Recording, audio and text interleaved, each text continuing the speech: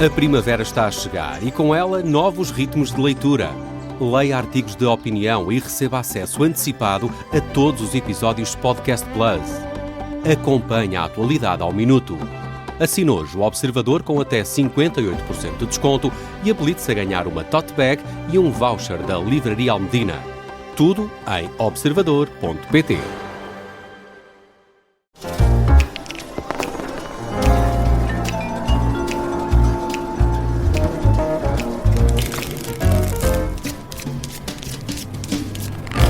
Fora do Baralho, edição extra para responder às perguntas dos ouvintes que estão preocupados com a situação no Irão, também com as alianças entre PSD e Chega, e ainda há aqui uma pergunta sobre a Spinum Viva, empresa familiar de Luís Montenegro. Vamos começar do lado internacional com o Nuno Garopa, eu acho que está hoje de serviço.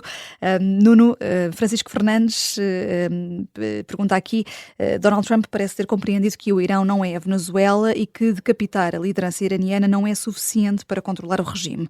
Depois de anunciar que a guerra está ganha, qual é que é o próximo passo para a intervenção norte-americana no Irão, tendo em conta que o conflito ainda continua?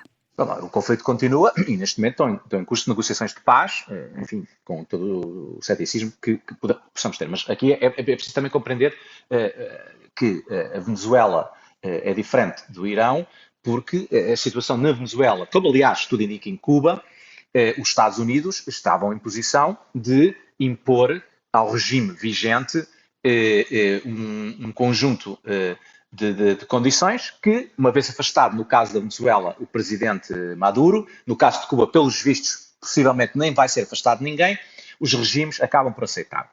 Porque são economias pequenas, porque são países pequenos, não são economias pequenas. No caso de Venezuela não é economia pequena, são países pequenos e são países que, obviamente, estão no continente americano. Em relação ao Irão, a grande questão aqui é perceber o que é que Donald Trump e a administração americana entendem como a segurança do Estado de Israel. Porque esta é o fundamental desta guerra, apesar de terem sido apresentado outras desculpas e outros argumentos, já toda a gente percebeu, é fundamentalmente a segurança do Estado de Israel e agora também, obviamente, a segurança dos Estados do Golfo. Ora, aqui é que começa a contradição, é que não parece possível assegurar a segurança do Estado de Israel e dos Estados do Golfo, mantendo este regime. Mas, ao mesmo tempo, Donald Trump não quer invadir o Irão, nem quer usar a ocupação militar para alterar o regime iraniano. E, portanto, nós vamos ter que perceber até que ponto é que a administração norte-americana está disposta a ir para, de facto, assegurar a segurança do Estado de Israel e dos Estados do Golfo. E isso, neste momento, eu acho que é a questão que está em aberto, porque não é nada claro o que é que Israel e os Estados do Golfo acham que é a sua própria segurança. Portanto, é difícil de antever qual é que será o próximo passo de Donald Trump. Claro, acrescentando que, evidentemente, há umas eleições para o Congresso em novembro e isso, obviamente, introduz uma complicação adicional na estratégia de Donald Trump. E uma pressão adicional também. É claro. Vamos passar para o Manuel Carvalho, que faz aqui duas perguntas. Vamos começar pela primeira. Assistimos a mais uma aliança entre PSD e Chega na proibição da mudança de sexo para menores de 18 anos, alterações aqui à lei da identidade de género. O PSD de Montenegro também se vai apoiar no Chega para a reforma laboral? Assim, essa é uma pergunta muito interessante, porque evidentemente a resposta é: se eu tivesse uma bola de cristal, eu não estava aqui a responder, estava a jogar na bolsa ou no Totobola, não é? Bem, vamos lá ver. Estavas noutro jogo. Não, noutro jogo mais sério e mais rentável.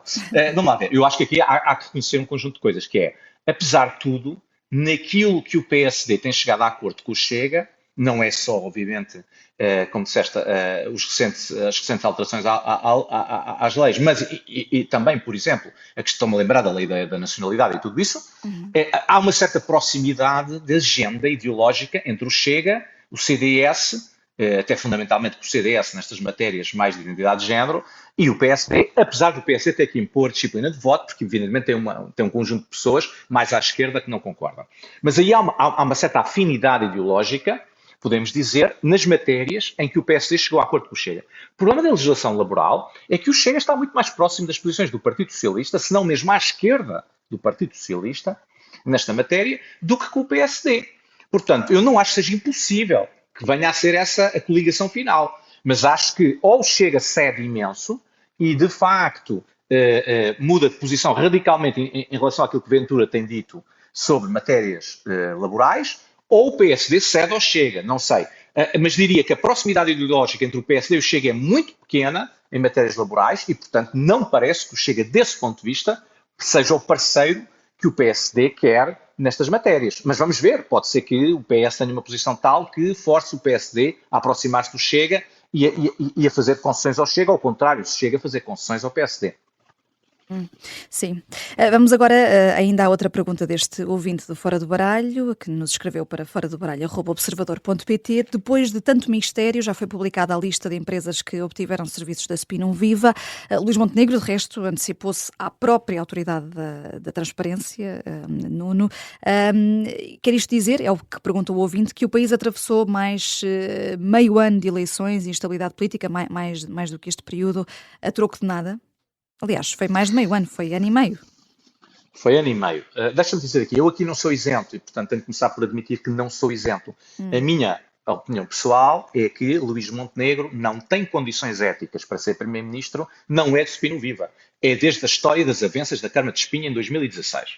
Portanto, na minha opinião, sempre disse, há 10 anos que digo, Luís Montenegro não tem condições para ser líder do PSD, nem Primeiro-Ministro, não tem condições éticas. Ora bem, esta minha opinião é a minha opinião. Obviamente não é a opinião da AD, nem é a opinião dos 1.800.000 eleitores da AD, que acham que ele tem condições éticas para ser Primeiro-Ministro. Dito isto, parece-me evidentemente que o caso Spinum Viva vai continuar, não morreu, ao contrário do que se pode pensar, vai continuar a vir ao de cima, até porque não se sabe ainda o que consta no arquivamento da averiguação preventiva e até que isso saia, vai continuar a ser notícia.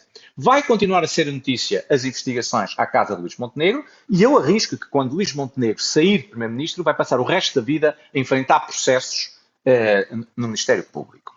Isso significa que isto não foi, de facto, grátis para o país e vai perseguir a governação de Luís Montenegro, dura ela 18 meses ou 5 anos. E, portanto, desse ponto de vista, eu acho que isto vai ter custos políticos inevitáveis para o país. E não há forma de sair disto, porque não se pode proibir a comunicação social de falar destes processos e estes processos vão continuar. Lembro que há 12.000 processos no Ministério Público com mais de 5 anos. Portanto, estes vão ser processos que vão durar muito tempo e vão continuar. Até falaste sobre isso, sobre o número de processos pendentes no portanto, Fora do Baralho desta sexta-feira. Exatamente. E repare, até podemos dizer que estes até são dos que ainda têm menos de 5 anos, portanto ainda nem sequer chegou a esse número, ainda são parte desse conjunto. E portanto, eu acho que é lamentável, estou de acordo, seja lamentável para quem apoia a AD porque acha que isto é uma distração, seja lamentável para quem não votou a AD porque isto mostra que não se consegue governar livre destes problemas, mas vamos ser realistas, estes problemas vão continuar, vão-se arrastar, os arquivamentos vão continuar a ser polémicos e, portanto, parece-me que vai continuar a ser notícia, se não todas as semanas, pelo menos cada 3 meses, cada 4 meses aparece mais uma notícia sobre o Spinum Viva, sobre os problemas de espinho e outros problemas eventuais que venham a aparecer daqui até ao final do mandato. Mas consegues encontrar algum cabimento na nota que foi divulgada pelo gabinete do Primeiro-Ministro, dizendo que não há novidade, que são 13 clientes? Se não há novidade, porquê tanto tempo? Não, porquê tanto tempo e porquê a discussão no Tribunal Constitucional? E repara, a discussão no Tribunal Constitucional não faz nenhum sentido à luz desta nota do gabinete do Primeiro-Ministro, mas essa própria questão levanta outra questão que eu acho que vai dar lugar a outro processo mais tarde, e por isso é que já estou a dizer, vai haver coisas para a frente, que é o Primeiro-Ministro usou recursos do Estado para fazer a sua defesa pessoal neste processo. Ora, o Primeiro-Ministro tem todo o direito de se defender pessoalmente, obviamente, mas tem que utilizar os seus recursos privados, porque isto é um problema privado. Estás a falar dos pareceres que pediu. Claro, e dos usos da assessoria jurídica do Estado. É que o Primeiro-Ministro não tem direito, porque isto não é um problema do Estado, isto é um problema privado. Isso, evidentemente, vai dar lugar a mais processos, mais discussão lá para a frente, e, portanto, isto não vai fechar nunca. É a minha opinião, isto não vai fechar nunca e vai perseguir o Primeiro-Ministro muito depois dele deixar de ser Primeiro-Ministro. E cá estaremos para analisar esses desenvolvimentos se surgirem. Obrigada, Nuno Garopa, pela resposta que deste aqui aos nossos ouvintes. Já sabe, pode sempre escrever-nos para foradobaralho@observador.pt ou então através de WhatsApp, mensagem escrita ou áudio para o 91002-4185. Eu sou a Vanessa Cruz, estou de volta com os 4 ases da análise política na próxima sexta-feira, depois das 7 na Rádio Observador. Até lá.